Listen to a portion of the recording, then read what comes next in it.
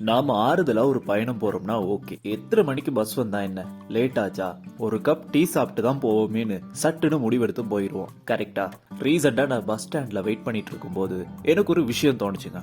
அதாவது அவசரமா எங்க சரி ஆன் டைம் போகணும்னு இருக்கும்போது வண்டி எதுவும் வரலன்னா எட்டி எட்டி பார்த்துட்டு இருப்போம். பஸ் வந்துருச்சான்னு நிமிஷத்துக்கு ஒருக்கா செக் பண்ணுவோம். எத்தனை தடவை கேட்டாலும் அது நம்ம வண்டியோட சத்தம் மாதிரியே திரும்ப திரும்ப இருக்கும்.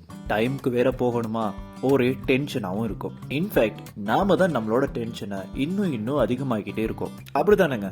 நாம எத்தனை வாட்டி எட்டி எட்டி பார்த்தாலும் நம்ம ஸ்டாப்புக்கு அது வாரப்போதான் வந்து சேரும். இதுல அல்டிமேட் என்னன்னா, பஸ் எத்தனை மணிக்கு வரும்னு வேற கேட்டுட்டோம்னா எக்ஸ்ட்ரா டென்ஷன். என்னடா இது 10 மணியும் ஆக மாட்டேங்குது, பஸ்ஸும் வர மாட்டேங்குதுன்னு டபுள் டென்ஷன்.